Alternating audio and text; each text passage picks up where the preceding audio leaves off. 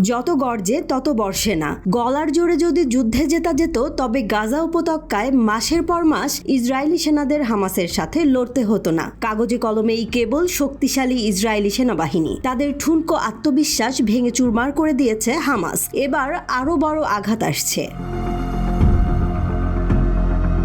Saul গোলস্টেইন বলছেন, হিজবুল্লাহর সাথে একটি বড় যুদ্ধ শুরু হলে ইসরায়েল তার বিদ্যুৎ ব্যবস্থার ক্ষতি এড়ানোর জন্য প্রস্তুত নয়। গোলস্টেইন নোগায়ের নেতৃত্বে রয়েছে। এই কোম্পানি ইসরায়েল বৈদ্যুতিক ব্যবস্থার পরিকল্পনা করে। তিনি সতর্ক করে বলছেন, ইসরায়েল তার প্রস্তুতি সম্পর্কে একটি ফ্যান্টাসিতে বাস করছে। গোলস্টেইন বলেন, আমরা সত্যিকারের যুদ্ধের জন্য প্রস্তুত নই। বিদ্যুৎ ছাড়া ৭২ ঘন্টা পর এখানে বসবাস করা অসম্ভব হয়ে পড়বে।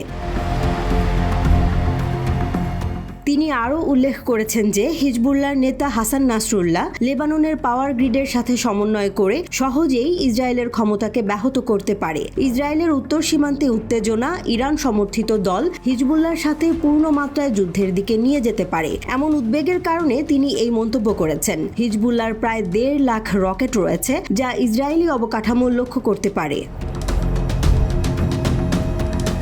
গোলস্টেইনের মন্তব্যে সরকারি কর্মকর্তা এবং জ্বালানি খাতের নেতারা কড়া সমালোচনার শিকার হয়েছে। ইসরায়েল ইলেকট্রিক কোম্পানির সিইও মেয়ার শপিলগার গোলস্টেইনের মন্তব্যকে দায়িত্ব জ্ঞানহীন বলে অভিহিত করেছেন এবং বলেছেন যে তারা অপ্রয়োজনীয় আতঙ্ক সৃষ্টি করেছে। জ্বালানি মন্ত্রী এলি কোহেন টুইটারে প্রতিক্রিয়া জানিয়ে বলেছেন, ইসরায়েল রাষ্ট্রকে অন্ধকারে রাখা হবে না। দীর্ঘস্থায়ী বিদ্যুৎ বিভ্রাটের সম্ভাবনা খুবই কম।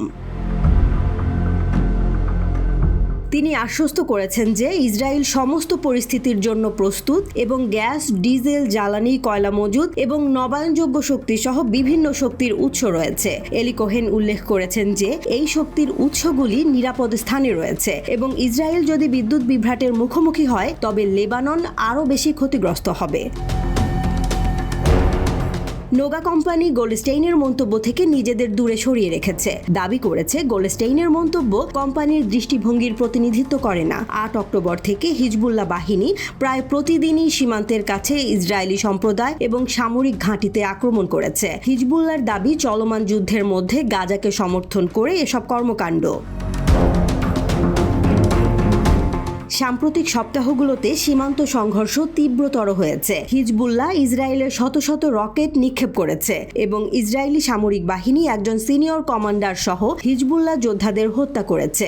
এক বক্তৃতায় হিজবুল্লাহ নেতা হাসান নাসরুল্লাহ ইসরায়েলকে সম্পূর্ণ যুদ্ধের হুমকি দিয়ে বলেছেন, পূর্ণ যুদ্ধ শুরু হলে ইসরায়েলের কোনো স্থান তাদের রকেট থেকে নিরাপদ থাকবে না। তিনি ঘোষণা করেছেন, হিজবুল্লাহ কোনো নিয়ম বা সীমা ছাড়াই লড়াই করবে। ইসরায়েলি প্রতিরক্ষা বাহিনী লেবাননে আক্রমণের জন্য যুদ্ধ পরিকল্পনা অনুমোদনের একদিন পর নাসরুল্লাহ এই বক্তব্য দেন।